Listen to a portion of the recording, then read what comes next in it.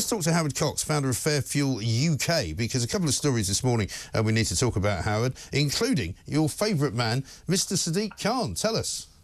Well, my favourite plank, yes, that's exactly right. But let's look at these numbers. There's 322 million in fines been issued for those not paying their ULEZ charges. Yes. And, let's just think about that. Let's just say that number again, right? Because sometimes we say these numbers as if they're not very much money. £322 million.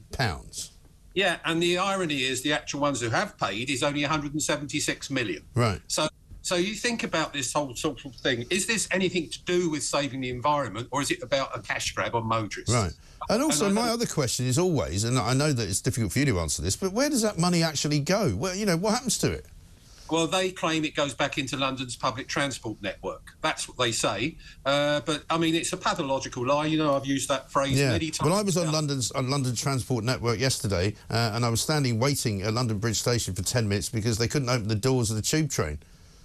So I think they might need to spend a bit more money on figuring out how the doors work. Yeah, that's right. But on a serious point, I mean, obviously that's serious for you. You were held up by 10 minutes. And, you know, the point we've got here is at the moment, the motorist is a victim of a cash-grabbing political idealism. Yes. And an agenda for a career-orientated politician.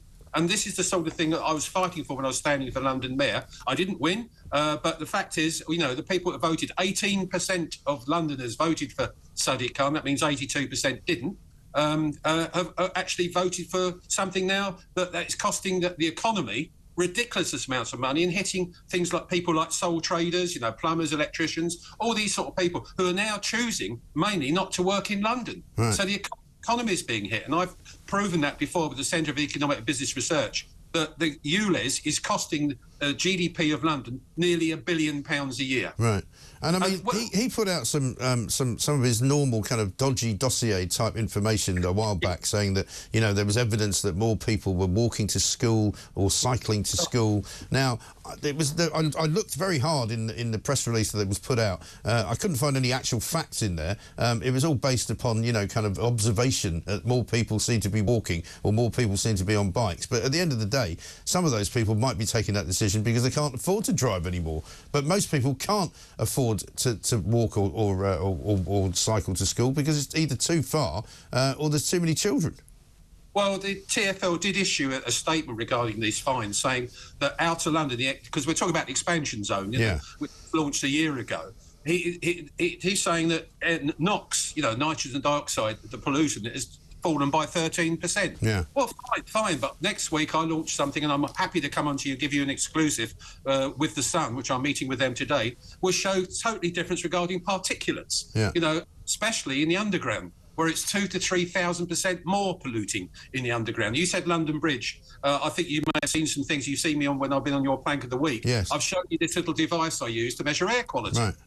And what we're seeing is the most amazing unhealthy environment that people are being forced into and to pay to use, whereas at roadside level, where it's actually healthy and clean and meets WHO standards in particulates now, people are being asked to pay a ULEZ charge and a congestion charge. Yeah. These sorts of things that we've got to fight for. I really implore your listeners and viewers, please could you sign up to Fair Fuel UK, because we've got a budget coming up soon and we're going to be hit hard with a fuel duty rise as well. Yes, I see you're in the papers again this morning in The Sun saying that inflation will go up if they raise fuel duty, and that is a genuine concern, isn't it?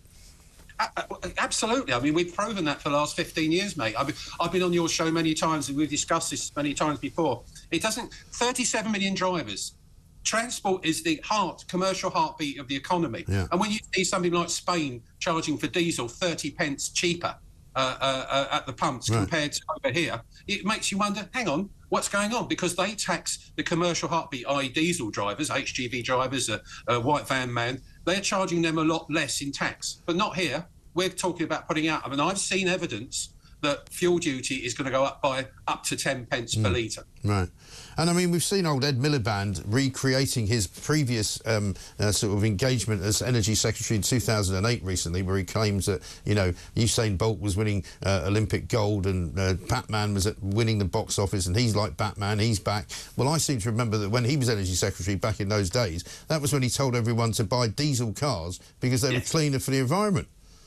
Well, amazingly, and you've said this many times, since then we've moved to Euro 6 standards, and diesel now is the emissions coming out of diesel vehicles are 50% less than they were 10 years ago. Yeah. So if we actually develop diesel even further to Euro 7, Euro 8, we'd probably get emissions down to nothing. Yeah. And one of the freedom information requests I've asked of TfL is, please could you tell me, with your 13% reduction in NOx in the expansion area, how many people are actually dying out there now compared to what it was a year ago? I'd love to know. I bet you it's no bloody difference. No, of course it's not. And I mean, let's not forget, we are not only in the midst of the mad Ed Miliband period, part 2, you know, the return of Ed Miliband, the crazy one.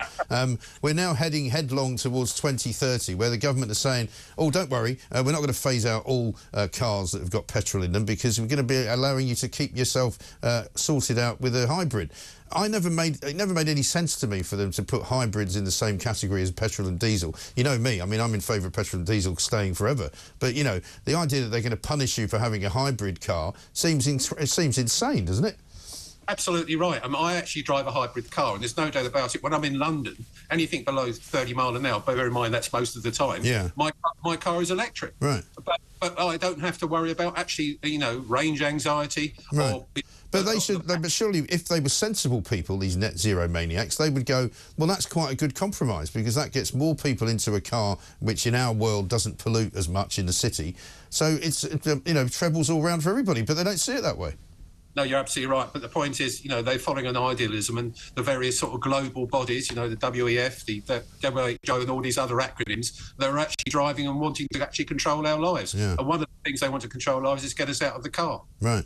I know. I'm not doing it. I'm going to stay in the car, and I'm going to carry on staying in the car for as long as I possibly can. Howard, good to talk to you. Thanks very much indeed. Howard Cox there on the incredible story that £322 million in fines has been collected by the ULEZ expansion zone, and that's just in London. So imagine how much they're collecting in Glasgow. Imagine how much they're collecting in Bristol, in Newcastle, in all the places where they've got these clean air zones, and they want to build more, and they want to make it even more difficult for you to drive. It's absolutely unbelievable.